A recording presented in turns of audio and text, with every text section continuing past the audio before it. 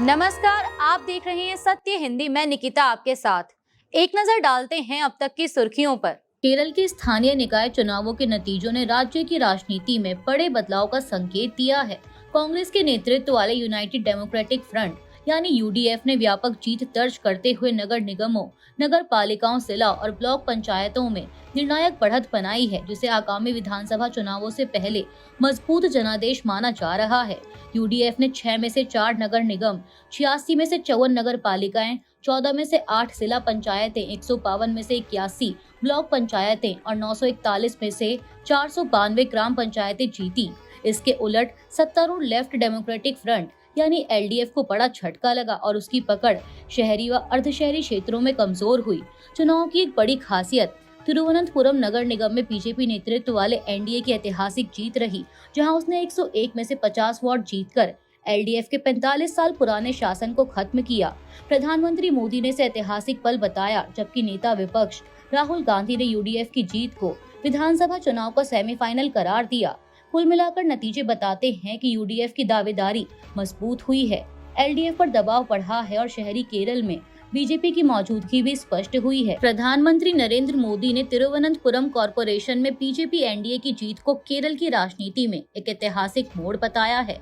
शनिवार को जीत पर प्रतिक्रिया देते हुए पीएम मोदी ने पार्टी कार्यकर्ताओं को बधाई दी और जमीनी स्तर पर उनकी लगातार मेहनत के लिए धन्यवाद किया। उन्होंने कहा कि यह जनादेश इस बात का संकेत है कि केरल के लोग विकास के लिए भाजपा के विजन पर भरोसा जता रहे हैं। केरल की राजधानी में एनडीए सबसे बड़ी पार्टी बनकर उभरी है और उसने 45 वर्षों से सिविक बॉडी पर काबिज लेफ्ट डेमोक्रेटिक फ्रंट का शासन खत्म कर दिया। 101 वार्ड वाली तिरुवनंतपुरम कॉरपोरेशन में एनडीए ने 50 सीटें जीती, जबकि एलडीएफ को 29 और कांग्रेस के नेतृत्व वाले यूडीएफ को 19 सीटें मिली। 2 सीटें निर्दलियों के खाते में गईं और 1 वार्ड में उम्मीदवार की मौत के कारण मतदान रद्द कर दिया गया।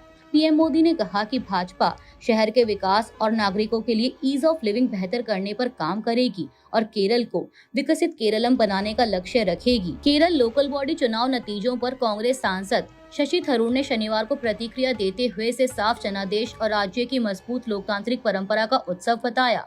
एक्स पर एक पोस्ट में तिरुवनंतपुरम से सांसद शशि थरूर ने कांग्रेस के नेतृत्व वाले यूनाइटेड डेमोक्रेटिक फ्रंट यानी यूडीएफ को राज्य भर में शानदार प्रदर्शन के लिए बधाई दी और कहा कि यह आगामी विधानसभा चुनावों से पहले एक अहम संकेत है। उन्होंने कहा कि यूडीएफ का बेहतर प्रदर्शन, कड़ी मेहनत, स्पष्ट राजनीतिक संदेश और एंटी इनकम्बेंसी को दर्शाता है और यह 2020 के स्थानीय चुनावों से काफी बेहतर है।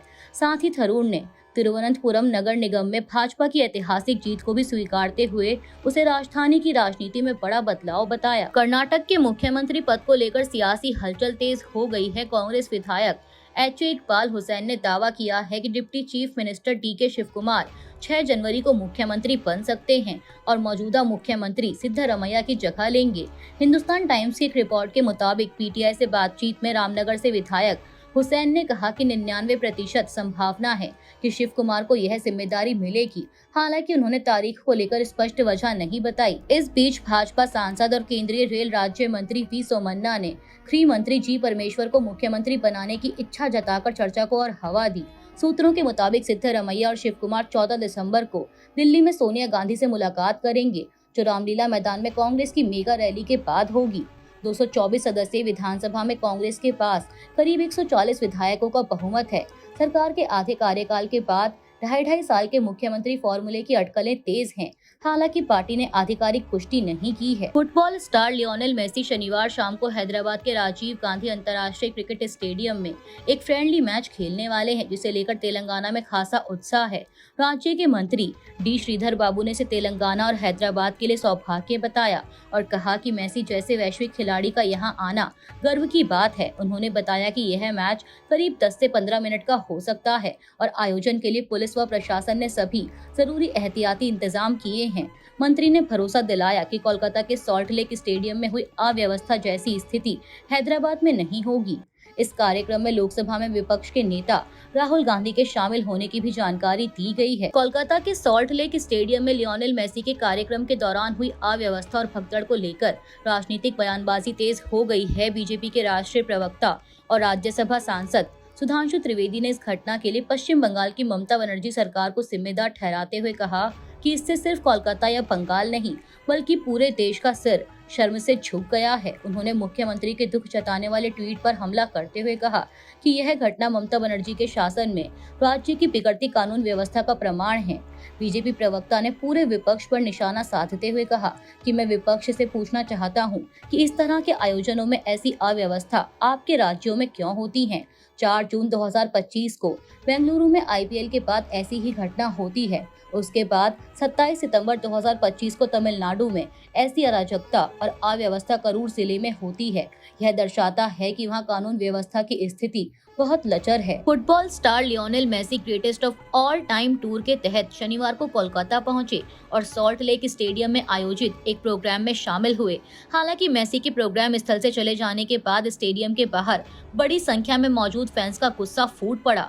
दर्शकों का आरोप है कि वे मेसी की एक झलक पाने के लिए पहुंचे थे, लेकिन कथित तौर पर खराब व्यवस्था के चलते उन्हें खिलाड़ी को देखने का मौका नहीं मिला। इसके बाद स्टेडियम में कुर्सियां और बोतलें फेंकने तथा तोड़फोड़ की घटनाएं सामने आई। कई फैंस ने टिकट के पैसे वापस करने की मांग की। एक फैन ने दावा किया कि प्रोग्राम की सबसे सस्ती टिकट 5,000 रुपए की थी, बावजूद इसके वे मेसी को नहीं देख सके।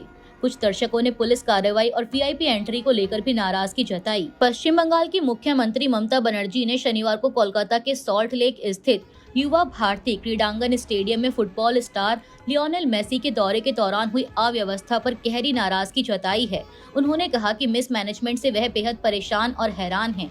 यह बयान उस घटना के बाद आया जब मेसी को ठीक से ना देख पाने से नाराज फैंस ने बोतलें और कुर्सियां फेंककर तोड़फोड़ की। ममता बनर्जी ने एक्स पर एक पोस्ट कर लियोनेल मेसी खेल प्रेमियों और फैंस से माफी मांगते हुए कहा कि वह खुद भी उसी प्रोग्राम में शामिल होने स्टेडियम जा रही थी। उन्होंने बताया कि मेसी अपने ग्रेटेस्ट ऑफ ऑल टाइम यानी GOAT इंडिया टूर के पहले चरण में शनिवार सुबह कोलकाता पहुंचे थे और करीब 22 मिनट के लिए स्टेडियम में मौजूद रहे, जिससे कई दर्शक निराश रह गए। मुख्यमंत्री ने मामले की विस्तृत जांच, जिम्मेदारी तय करने और भविष्य में ऐसी घटनाएं रोकने के लिए रिटायर्ड जस्टिस आशिम कुमार रे की अध्यक्षता में एक जांच समिति बनाने का ऐलान किया। समिति में गृह एवं पहाड़ी मामलों के विभाग के मुख्य सचिव और अतिरिक्त मुख्य सचिव भी शामिल होंगे। ममता ने लिखा कि वे एक बार फिर सभी स्पोर्ट्स लवर से दिल से माफी मांगती हैं। कोलकाता के सॉल्ट लेक स्टेडियम में अर्जेंटीना के फुटबॉल स्टार लियोनेल मेसी के इवेंट के दौरान फैली अव्यवस्था के मामले में कोलकाता पुलिस ने शनिवार को कार्यक्रम के मुख्य आयोजक को गिरफ्तार कर लिया। यह कार्रवाई उस घटना के बाद हुई जब मेसी की बेहद संक्षिप्त मौजूदगी और उन्हें ठीक से ना देख पाने से नाराज फैंस हिंसक हो गए थे। पश्चिम बंगाल के पुलिस महानिदेशक राजीव कुमार ने बताया कि प्रोग्राम की योजना के तहत मेसी का आना, हाथ हिलाना और कुछ लोगों से मिलना और फिर रवाना होना तय था, न कि खेलना। उन्होंने कहा कि राज्य सरकार ने एक जांच समिति गठित कर दी है जो यह पता लगाएगी कि आयोजकों की ओर से कोई मिसमैनेजमेंट हुआ या नहीं। डीजीपी के मुताबिक आयोजकों ने लिखित में भरोसा दिया है कि टिकट का रिफंड किया जाएगा और स्थिति अब नियंत्रण में है। बाद में अतिरिक्त DGP law and order Javed Shamim ने पुष्टि की कि इस मामले में एफआईआर दर्ज कर ली गई है और मुख्य आयोजक को गिरफ्तार किया गया है। स्थानीय मीडिया के अनुसार गिरफ्तार व्यक्ति का नाम शतद्रु दत्ता बताया जा रहा है। केंद्र सरकार में राज्य मंत्री पंकज चौधरी ने शनिवार को यूपी बीजेपी प्रदेश अध्यक्ष पद के लिए अपना नामांकन दाखिल कर दिया है। इस मौके पर यूपी के मुख्यमंत्री योगी आदित्यनाथ, उप मुख्यमंत्री केशव प्रसाद मौर्य और ब्रजेश पाठक भी मौजूद रहे। अगले बीजेपी प्रदेश अध्यक्ष के लिए शनिवार को नामांकन भरा जा रहा है। इस दौरान बीजेपी कार्यालय पहुंचे केंद्रीय राज्य मंत्री पंकज चौधरी से पत्रकारों ने उनका नाम सबसे ऊपर होने को लेकर उनकी प्रतिक्रिया मांगी। इस पर उन्होंने कहा कि निश्चित तौर पर बहुत महत्वपूर्ण दिन है। उत्तर प्रदेश बीजेपी का प्रदेश अध्यक्ष चुनने के लिए राज्य के सभी विधायक आए हैं, लोकसभा के सभी सदस्य भी आए हैं, उसी के तहत मैं भी आया हूं। उन्होंने कहा कि बैठक होगी, पार्टी जो निर्णय लेगी उस पर काम होगा। पंकज चौधरी ने अपने राजनीतिक करियर की शुरुआत 1989 में गोरखपुर नगर निगम के पार्षद चुनाव से की थी। इसके बाद पार्टी संगठन और चुनावी राजनीति में उन्होंने कई अहम जिम्मेदारियां निभाई। उनकी राजनीतिक अहमियत का अंदाजा इसी बात से लगाया जा सकता है कि 2 साल पहले प्रधानमंत्री मोदी खुद उनके घर गए थे, जिसकी तस्वीरें उस वक्त सोशल मीडिया पर काफी वायरल हुई थी। महात्मा गांधी राष्ट्रीय ग्रामीण रोजगार गारंटी अधिनियम यानी मनरेगा का नाम बदलने की चर्चाओं के बीच कांग्रेस सांसद प्रियंका गांधी ने इस पर सवाल उठाए हैं। उन्होंने कहा कि ऐसी चीजों से सरकार के रिसोर्सेज व्यर्थ होते हैं और पैसे भी लगते हैं। हालांकि मनरेगा का नाम बदलने को लेकर अभी तक सरकार की ओर से कोई आधिकारिक बयान नहीं आया है। कुछ मीडिया रिपोर्ट्स में दावा किया गया कि शुक्रवार को हुई कैबिनेट बैठक में मनरेगा का नाम बदलने पर फैसला लिया गया। रिपोर्ट्स के मुताबिक अब मनरेगा का नाम पूज्य बापू ग्रामीण रोजगार योजना किया जाएगा। कांग्रेस सांसद प्रियंका गांधी ने कहा कि मैं समझ नहीं सकती कि इसके पीछे मानसिकता क्यों है, क्या है, क्योंकि इसमें महात्मा गांधी जी का नाम है। उन्होंने कहा कि दूसरा ये कि जब भी नाम बदला जाता है तो सरकार के रिसोर्सेज फिर से व्यर्थ होते हैं, क्योंकि हर चीज को रीनेम करना होता है। सारे ऑफिस रीनेम होते हैं, सब कुछ रीनेम करना पड़ता है, तो एक बड़ी एक्सरसाइज होती है जिसमें पैसे भी लगते हैं। गौरतलब है कि मनरेगा योजना को साल 2005 में राष्ट्रीय ग्रामीण रोजगार गारंटी अधिनियम के तौर पर लाया गया था, जिसे साल 2009 में बदलकर महात्मा गांधी राष्ट्रीय ग्रामीण रोजगार गारंटी अधिनियम कर दिया गया। इसका उद्देश्य ग्रामीण परिवारों को साल भर में 100 दिनों के रोजगार की गारंटी देना था। वेस्टर्न डिस्टर्बेंस के असर से शनिवार सुबह हवा की रफ्तार कम होने पर दिल्ली एनसीआर में वायु गुणवत्ता गंभीर श्रेणी में पहुंच गई, जिसके बाद commission for air quality management यानी CAQM ने पूरे एनसीआर में ग्रेडेड रिस्पांस एक्शन प्लान यानी ग्रैप का स्टेज 3 लागू कर दिया। CAQM के अनुसार यह कदम पहले से लागू स्टेज 1 और 2 के उपायों के अतिरिक्त है। सेंट्रल पॉल्यूशन कंट्रोल बोर्ड यानी CPCB के आंकड़ों के मुताबिक शनिवार सुबह 11 बजे दिल्ली का AQI 401 दर्ज किया गया, जबकि एक दिन पहले 24 घंटे का औसत AQI 349 था। स्काईमेट के वाइस प्रेसिडेंट महेश पलावत ने बताया कि कम हवा की गति के कारण प्रदूषण बढ़ा है और रविवार को भी स्थिति गंभीर रह सकती है, जबकि सोमवार से कुछ राहत मिलने की संभावना है। Air quality early warning system के अनुसार रविवार को AQI गंभीर और सोमवार को बहुत खराब श्रेणी में रह सकता है। ग्रैप स्टेज 3 के तहत दिल्ली, गुरुग्राम, फरीदाबाद, गाजियाबाद और गौतम बुद्ध नगर में BS3 पेट्रोल व PS4 डीजल 4 पहिया वाहनों पर प्रतिबंध, निजी निर्माण व तोड़फोड़ पर रोक, स्टोन क्रशर और खनन गतिविधियों पर पाबंदी तथा क्लास 5 तक के स्कूलों को हाइब्रिड मोड में शिफ्ट करने के निर्देश दिए गए हैं। अभी के लिए इतना ही। बाकी की देश दुनिया की बड़ी खबरों के लिए जुड़े रहिए सत्य हिंदी के साथ। Copyright disclaimer under Section 107 of the Copyright Act 1976. Allowance is made for fair use for purposes such as criticism, comment, news reporting, scholarship, and research. Fair use is a use permitted by copyright statute that might otherwise be infringing.